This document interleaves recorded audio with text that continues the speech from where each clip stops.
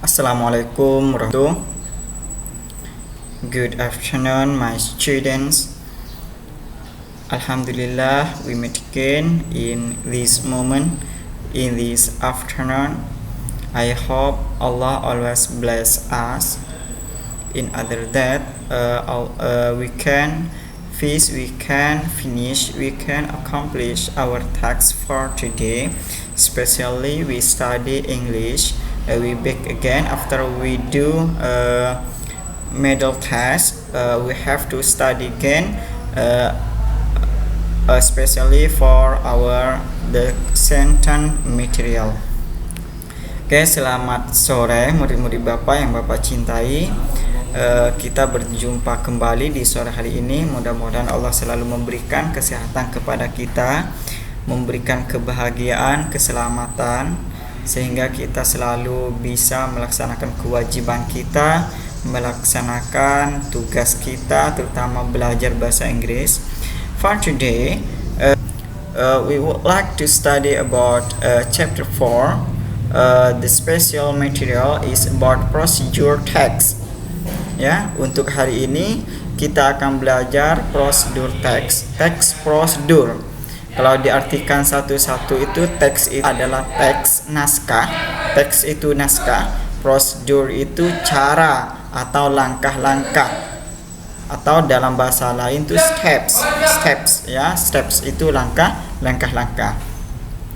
Oke, for the social function ya, untuk fungsi sosialnya itu fungsi secara umum, prosedur text itu apa? Yang pertama, for the first, to tell how to make or do something, untuk menceritakan bagaimana kita membuat atau melakukan sesuatu ya, membuat atau melakukan sesuatu, contohnya membuat kue atau melakukan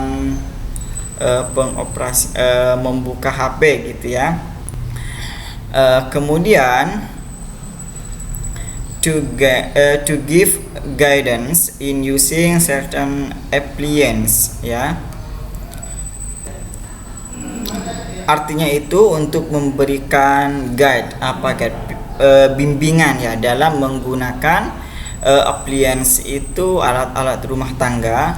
Certain itu tertentu, alat-alat rumah tangga tertentu. Contohnya itu alat rumah tangga itu yang seperti di dapur ya, bagaimana cara kita menggunakan pisau ini ketika mengiris bawang gitu ya, maka peganglah gagangnya gitu ya, arahkan pisaunya gitu ya. Oke, itu appliance, alat-alat rumah tangga. Kemudian yang ketiga, avoid dangers in operating certain appliance ya, untuk menghindari sebuah keberbahayaan dalam mengoperasikan alat-alat rumah tangga tertentu. Contohnya yang tadi pisau ya, pisau atau mixer ya, atau mixer. Setelah mixer itu apalagi bahasa lainnya, blender ya. Oke, blender. Kalau kita tidak tahu cara menggunakan blender, kemungkinan nanti akan kebakar ya, maka di situ ada prosedur teksnya ya. Oke, selanjutnya to explain step of recipes, instructions or manuals and etc. Untuk menjelaskan langkah dari suatu resep cara membuat apa gitu, itu resep ya. Kemudian instruksi ya, instruksi itu perintah. Setelah itu manuals itu segala sesuatu yang yang dibuat oleh tangan, contohnya ya seperti kue, karya gitu ya, sebuah prakarya gitu yang dibuat oleh tangan, itu namanya manuals. Oke, yang terakhir to give guidance step by step in operating certain appliance, untuk memberikan bimbingan langkah demi langkah ya, satu langkah ke langkah yang lain ya, dalam mengoperasikan alat-alat rumah tangga tertentu seperti yang sudah Bapak jelaskan tadi ya. Oke. Itu fungsi sosialnya. Kemudian bentuknya ini disebut dengan generic structure ya. struktur teksnya seperti apa, Pak? Biasanya itu ada tabel. Setelah tabel itu di atas pasti ada title or goals. Ini adalah judul atau tujuan ya.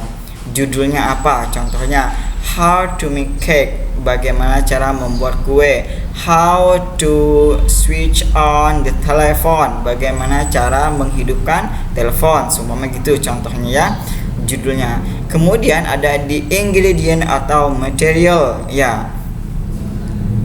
Ada, tapi ini kadang-kadang yang ingredient itu tidak semua ada ya di procedure text. Umpama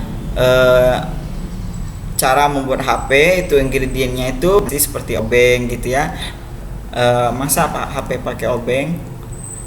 Gak mungkin kali ya. Ya pokoknya ingredient gitu ya, alat-alat yang dibutuhkan. Contohnya cara membuat kue, berarti ingredientnya itu ada tepung, ada air, ada telur, ada susu gitu ya, dan sebagainya. Kemudian the last generic structures is steps or method ya, langkah-langkah atau metodenya ya. Langkah-langkahnya disebutkan 1 sampai berapa. Pertama, panaskan air. Kedua, masukkan telur. Ketiga, masukkan tepung dan sebagainya. Itu contohnya saja ya. Oke. The last section itu language feature. Language feature itu ciri khas kebahasaan ya. Bahasa yang sering digunakan dalam prosedur teks itu yang pertama, the use of imperative sentence. Imperative itu seperti yang sudah kita pelajari di kelas 8. Kalimat perintah ya. Kalimat perintah itu kita sudah pelajari di command and request ya. Dulu kita sudah belajar itu. Imperative sentence itu namanya ya. Kalimat perintah. Jadi yang digunakan itu adalah kalimat perintah. Kemudian yang kedua, the use of noun phrase. Noun phrase ya, yang kalian gunakan itu adalah noun phrase. Noun phrase itu apa? Gabungan antara kata sifat dan kata kerja. Contohnya, please use hot water. Gunakanlah air panas. Hot itu panas, water itu air.